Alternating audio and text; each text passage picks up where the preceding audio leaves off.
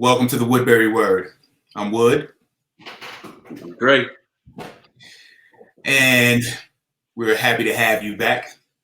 We've got a special guest with us today. As always, we try to bring you a little variety to complement what it is that we do in this lifestyle lane.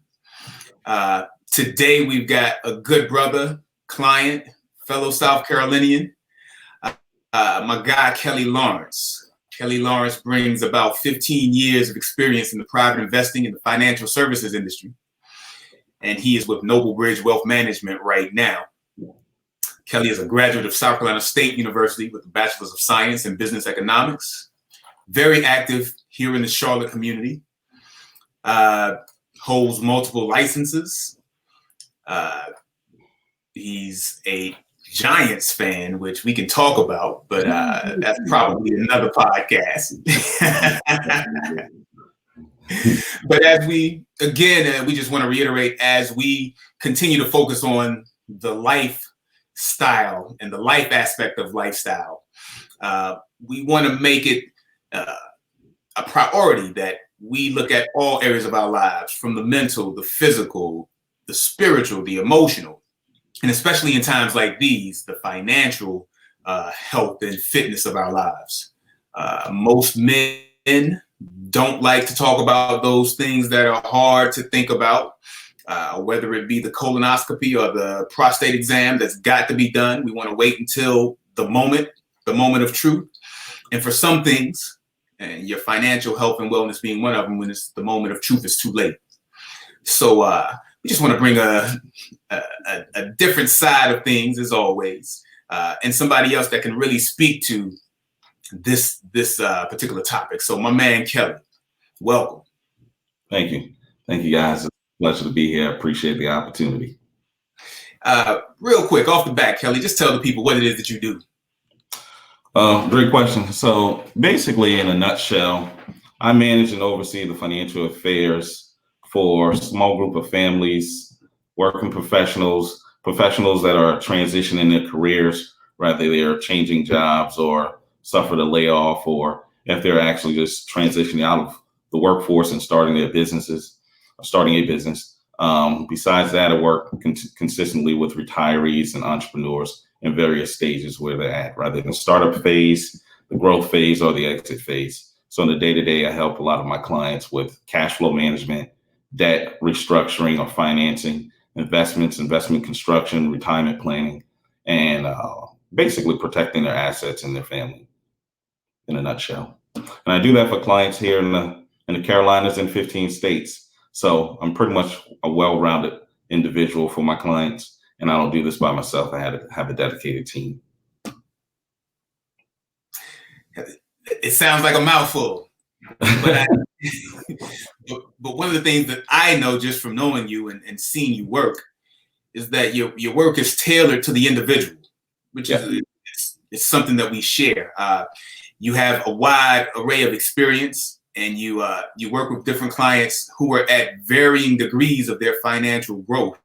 Mm-hmm. But I want folks to understand that you meet them where they are. Like your experience allows you to be able to successfully help clients transition from point A to point B, whatever those points are in their lives. Yes, that's true. And so when you mention that, basically my clients, I worked at Merrill Lynch for about 7.5 years as a financial advisor, built my clientele there.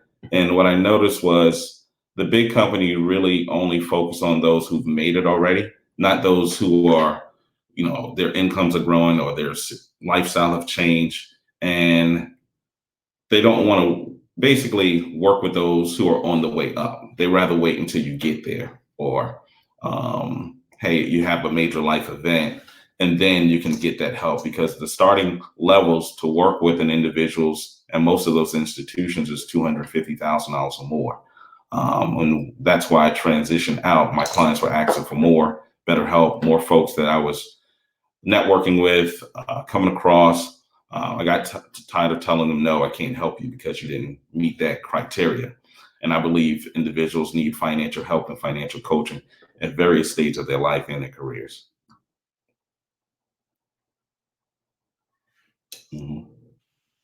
Yeah, I agree with that. And that was going to be my question to you, Kelly. When you say 250,000, right, which is the baseline for another company, Mhm. what is the total for those out there who may not know what contributes to that? You're not just talking about their salary, you're talking about what assets, you're talking about net worth at that point. What does that mean? Yeah, great question. So we're actually talking about liquid cash. So that could be from the retirement portfolios that they may have changed jobs, or it could be 250,000 sitting in cash, or it could be a combination of, it could have been a death in the family and they receive a life insurance proceeds, or some major tax benefit because of some really savvy tax navigation from their CPA. Um, so in a nutshell, it's really about the actual liquid cash. Net worth can play a factor when you're working with the bigger companies, but most times they rather see the actual assets, right? Got it. So when, and I'm jumping all over you, Wood, my bad.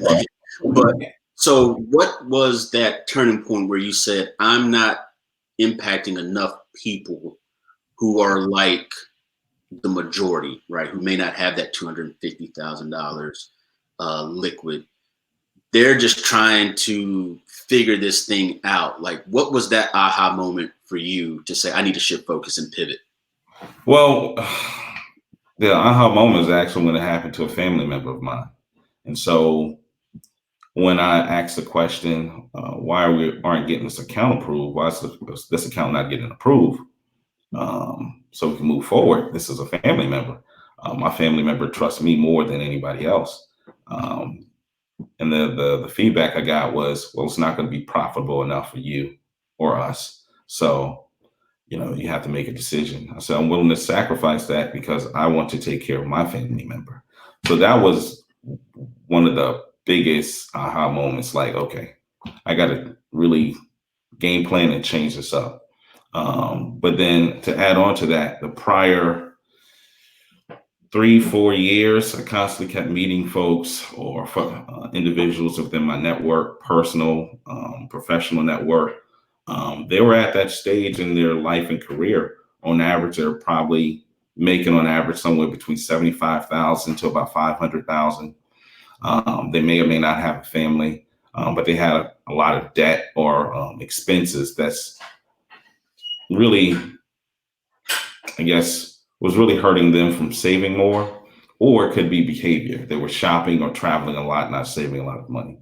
So those were some of the things I saw the prior 3-4 years ago, that started me moving the ship a little bit faster to go on the independent side, find a home for my clients and myself, but then also find partners in the industry that can work with us. And so I partnered up with Noble Bridge Wealth Management with another good friend who started working with them out of New Jersey. They're based out of Montclair, New Jersey. And then they showed us the platform that not only could we work with clients who had or meet that $250,000 minimum, but you can also work with clients at a lower level, those who may not have assets saved. You can work with them on a monthly subscription basis. There's different tiers, of course, but that right there will actually help a lot of folks that I've noticed in the last 12 months. This monthly subscription, financial coaching and planning has really been key to a lot of friends, clients, and peers in my network that have become clients now. Absolutely, absolutely.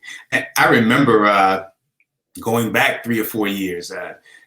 I've been a friend and an associate of Kelly's for some time, and we would have these conversations about working for the machine versus working independently.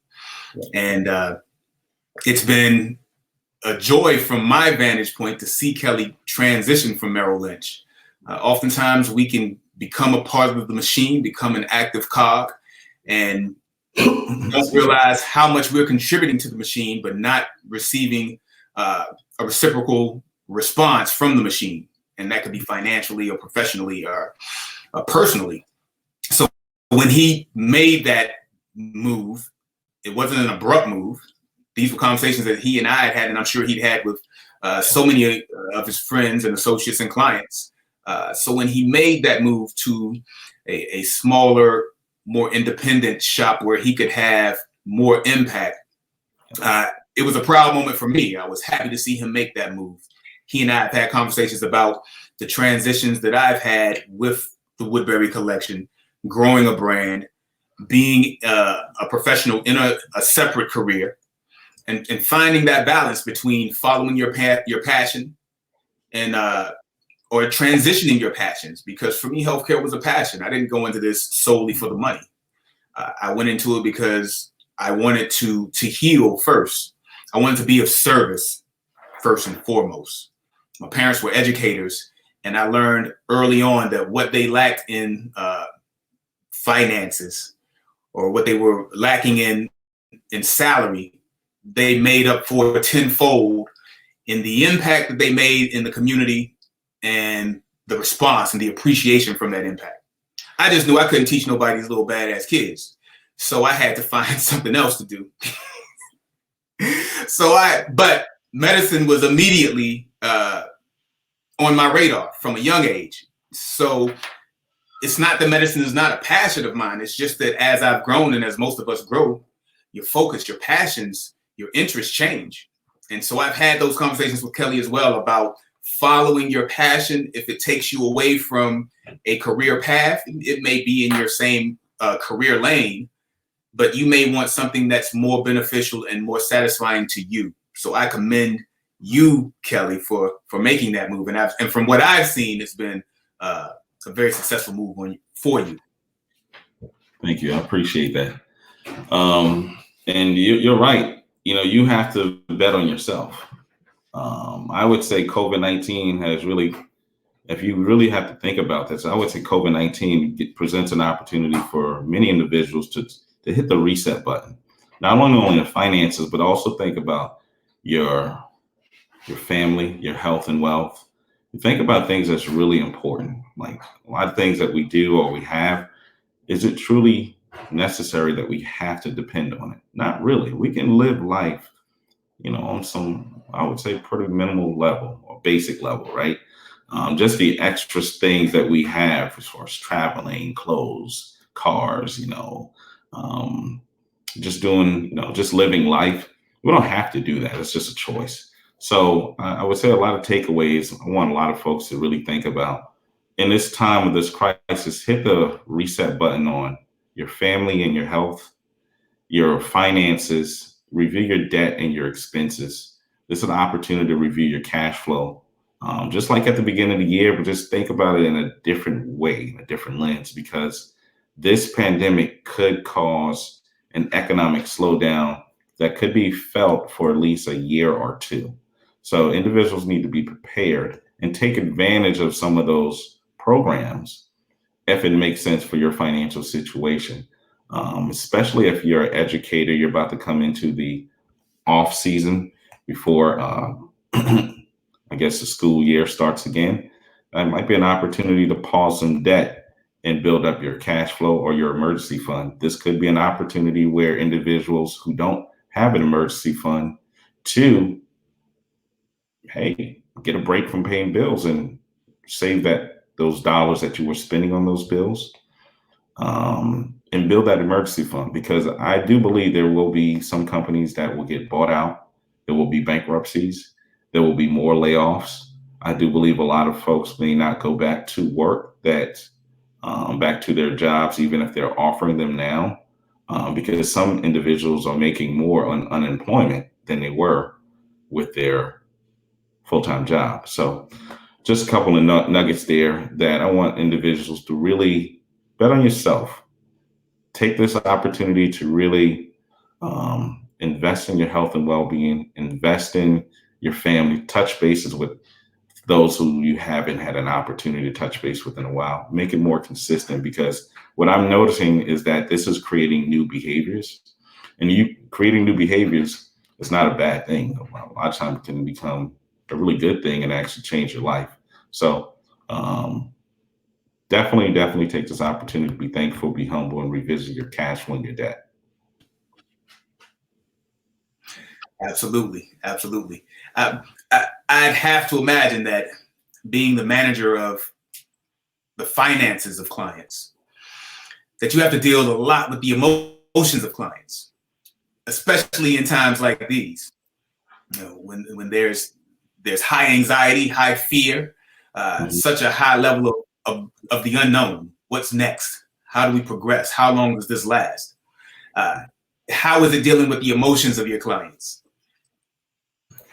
Well, that's a great question because it varies, right? So my client base, they range from, I would say, late 20s to about 80 years old, 80, 85 years old.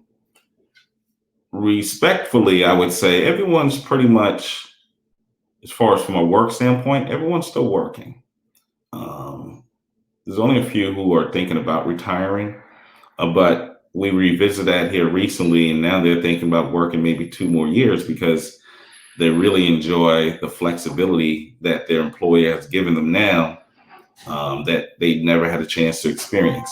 So from the emotional standpoint, when it comes to their personal life and well-being, for the most part, they're holding up good. When it comes to their investment portfolios, it's hit or miss. What happened here over the last 2 months, or less than 2 months, was something shocking and unprecedented. And we in the markets, we didn't see this coming this fast. Like, we've seen things that cause a market sell-off, but it could be related to economics or policy or financial structure or government policies put in place that finally blew up. But a health crisis, a health pandemic, is completely different. But we know, and we've seen this before with MERS and SARS and Ebola and a few other diseases over the years. It caused a panic. However, it can be beneficial to those who are in that market. But I tell individuals, try to find joy during these unclear times. Try to find joy in things that, maybe revisit those hobbies, maybe revisit those things that you really cared about, but you put to the side. For the most part, everyone's doing well. The markets will take care of themselves, but there are opportunities out there for both financially and personally that you can gain from this pandemic. So that's my question. I know a lot of people were already saying that something was going to happen financially in 2020. Of course, they weren't thinking, COVID-19, but there was already thought that just, hey, it's been 10, 11 years since 2008. If you're just looking at the cycles of things, something's bound to happen. Were you kind of already preparing people like, hey, a recession could come or something market-wise could come? And the reason I ask you that is because most people aren't good with preparing. And we're seeing now, as Wood said earlier in the episode, if you're trying to prepare now, unfortunately, it may be a little too late. Now, it's not impossible, but maybe it's a little too late. Were you already preparing people? And then what are some tips that people can start to use after this? Because more than likely, something else will happen down the road. Yeah. So a couple of things, and that's a great question. Yes, so I have been talking to my clients, and actually my advisors on my team is about 10 of us total. And even some of my friends that I'm still friends with at Merrill Lynch and Morgan Stanley and Wells Fargo. We constantly have these discussions about, what could happen, one day. But going back to my clients, I've been sharing with them that the economics on what's going on and driving this market, we're kind of overdue. And what I tell clients is that if you go back and look at either the Bloomberg chart or Yahoo Finance, and you go back and look at the S&P 500, right? That's just one of many indexes you can follow. I like the S&P because it really deals with Fortune 500 companies. But where I'm going at is basically, if you take a look at that chart going back to about 1980 or even 1970, you will see in that chart, when the market's going up and it's going down, there's something that calls some sort of economic shift or panic, which spooks the markets, right? And what I've noticed is there's at least one major sell-off, or what we call a market decline, that causes a recession in a decade. So between 1980 and 1990, you had definitely the Black Monday event, right? 1990s, in the 1990s, you had the Gulf War. Then we came up on the tech bubble, the change in hands of those who went from Bill Clinton about to come out of office, and then you had the terrorist attack in 2001, right? And then we had a recession again. So the markets was selling off then too. Then we saw a period where there was government policies put in place to really expand housing, right? So now that's when you had lots of, predatory lenders, no document loans, things of that nature, that really drove a real housing boom across the country. I remember moving here in Charlotte in 2003 after graduating in South Carolina State. And I remember seeing between 2003 and 2007, you could get a job today, or you can quit a job and get a job today. People were just constantly always having another opportunity. It was very quick to get a job, very quick. But then we had the housing bubble. It burst on us in 2007 and started to show real impact in 2008. And then we start to see the whole markets and the economy start to collapse in late 2008 and early 2009. And so since 2009, the market has constantly go up and increase up until most recently, this most recent pandemic. However, in late 2018, between October 2018 to about December 24th, 2018, there was a sell-off in the market. And the economy was showing signs of overheating. We start to see at that time interest rates were going up. Then they put a pause on it, followed by a government shutdown. So in my role, we have to constantly stay proactive and talk to clients, give them nuggets, right? I communicate with my clients, text messages, phone calls, videos, screen share, in person. So I'm always thinking proactively, what else can I share with them so they know ahead of time? So if this does happen, they're not as spooked or as shocked that it happened. And I've trained my clients to really understand and separate the markets versus the economy, okay? Because they operate, yes, they operate a lot similar, in line, but they operate differently. They really do. And you'll start to see the true economic impact of this pandemic start to really hit us. I would say hit companies and hit people's pocketbooks probably starting this quarter, definitely the second half of this year. And then we have an election around the corner. So folks, get prepared. Save, save, save.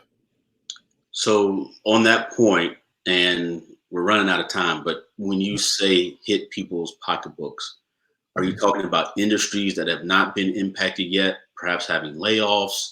Are you talking about what does that all? I don't want to put words in your mouth, but what does that all mean? As we start to wrap up. Yeah, it actually means some of that, but I don't think it's just going to be limited to one industry, because we know for a fact entertainment, travel, leisure, they're going to be impacted the most, and they have been. We saw that. We're seeing also areas in the oil industry being impacted as well. But what happens is if your finances are stressed for too long of a period of time and you don't have enough cash flow on hand to burn through, or access to cash or capital through your lending partners, you have to make a decision if you're going to go file for some sort of bankruptcy, look for some sort of emergency loan, looking out, also on the lookout for like a buyout partner, do some sort of fundraising. Individuals in industry, any industry could be impacted, not just one particular industry. And so that's why I'm really telling a lot of clients, family, friends, take this serious enough as if we're about to head into a 2008, 2009 crisis again, because we don't know how long the impact of this virus will have on companies and really consumers, individuals' behaviors to shop in public, to eat in public. It's going to be a slow, gradual process. People won't feel just comfortable immediately. It's going to take time, right? And then you have the flu season right around the corner. So if we get another flare up with the states opening up too quickly and not in a good gradual phase, you're going to start to see those cases pop up again. We might see an extended period of school districts shutting down and staying virtual, companies not opening their doors to their employees as quickly as they wanted to. So we could probably see this thing be dragged out a lot longer. So that's why I tell individuals, be prepared. Don't depend on the government. I understand if you have to, tap into it, because I know of a lot of folks who are working part-time and still claiming unemployment. That's crazy. Hey, come back and bite you for sure. It will. So last question for me, because this is very real life, right? This is very applicable to all of us. Mm-hmm. If you're trying to follow like a Dave Ramsey plan or whatever, whomever the financial gurus are supposedly, are you pausing debt payoffs? Are you just paying your minimum for your credit cards and saving, or are you trying to get up from as much debt as you possibly can? What would you suggest? Yeah. So what I've done and what I would suggest, it depends on the individual. So everyone's situation is different. So what I've done for my clients and my friends here recently is I started a process of doing a financial assessment and a portfolio review. And that means we're reviewing their cash flow, we're reviewing their the income, their budget, their expenses. We're looking at that right now because that's going to be key to making a decision. If you don't have a savings or you have very little savings, should you take this opportunity to talk with your various lenders about the various deferment options? Because this could be an opportunity to get a break from paying bills, so to speak. But really, this could be an opportunity to build a lifeline that you may have to rely on later in the year. So it's an individual assessment of people, individuals' finances, their personal situation, because you're with a company now does not mean in 3 or 4 months from now a company may start their furloughs or layoffs. Or I know several companies that are offering retirees the early buyout, older worker and early retirement. So they're giving that option to get bought out. So this is an opportunity now to really revisit your finances, revisit your debt, your expenses, your investment portfolios, your life insurance. That's great. Great advice. And, that's definitely something that my wife and I have done at the beginning of the year, was get all of our life insurance stuff squared away and straightened out. So didn't know this was coming, but, something very practical for all of our listeners and viewers to be looking into. So Wayne, I know we got to go, man. Absolutely, Kelly, man. I so appreciate your time and your expertise. We will probably have you back, man. If our listeners have any specific topics that they want us to cover with our friend Kelly, a friend of the Woodbury Word, let us know, and we'll have the brother back. We can answer some specific topics. Actually, Kelly, I'd love you to give your information to the folks. So if they want to reach out to you directly and begin that relationship, they can do that. Absolutely. You can follow me on Lawrence_Money Management. That's on Instagram. You can also go to noblebridgewealth.com. That's our home-based website as well. You can reach me personally or directly. Telephone number 704-649-3614. That's 704-649-3614. And my email, klawrence@noblebridgewealth.com. klawrence at noblebridgewealth.com. Absolutely, my man. So we thank you guys for joining us. Until next time, this is Wood, and we're out. See you guys. Take care. Bye.